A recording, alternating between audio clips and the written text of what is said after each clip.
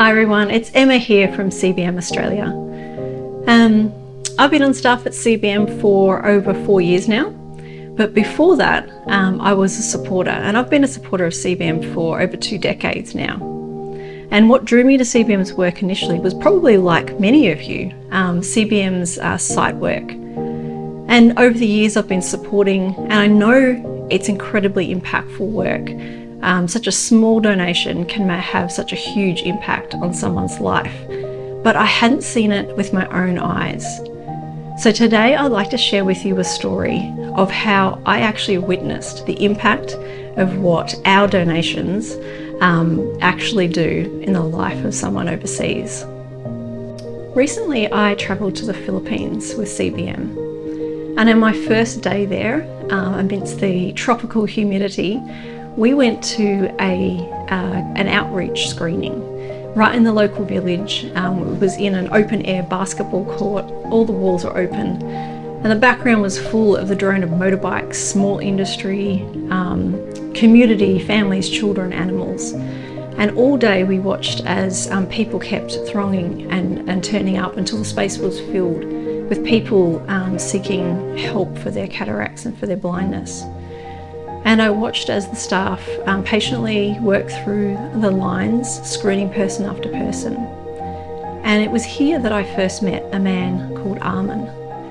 And I watched as he was led in by the arm by who I later found out was his older brother. And Armon was telling his story.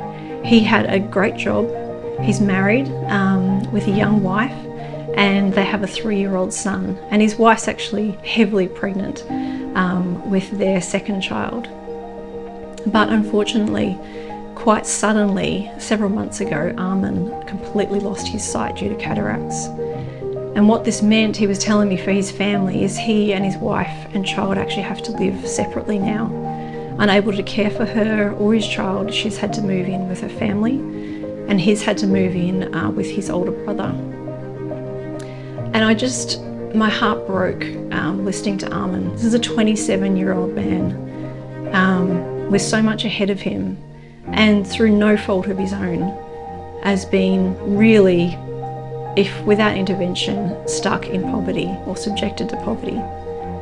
And really, this is what happens. This is the stark and brutal reality of what happens around the world. But thankfully that day, our partner staff were able to tell him that we could help with his cataracts. He was able to receive free surgery to remove them, and that could be done quite quickly. The second time I met Armon was in the clinic a few days later. We were there early, and we watched as the patients started to arrive. It's a small courtyard, brightly lit, with some awnings for shade. And then the patients were taken through room to room until they were ready for their surgery. And many of the faces of the patients were familiar from those I'd met the day before. And again, I saw Armon arrive being led by his brother. And I spoke to him, and he was nervous, but really hopeful for the surgery that day and what would happen. And as the tropical sort of heat of the day intensified, so did the nervous anticipation of the hundreds of patients who were waiting for their surgeries that day. Finally, it was Armon's turn, and he was prepped for his surgery. The theatre where the surgeries were done was quiet and cool.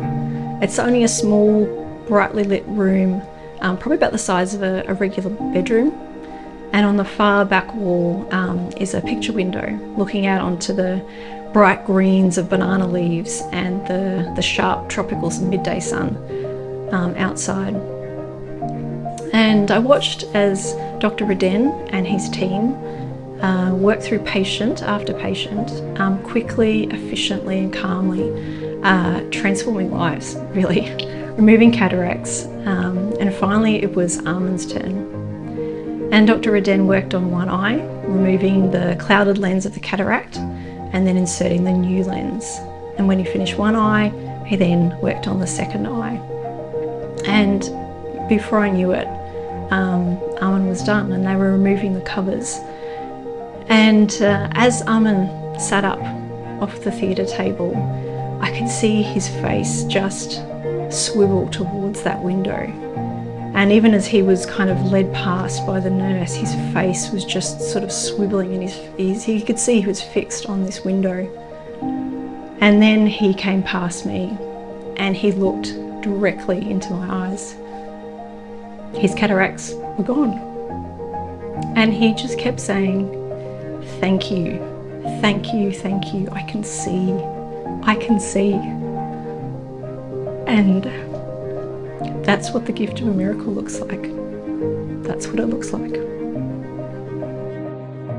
How is it after surgery? Can you see?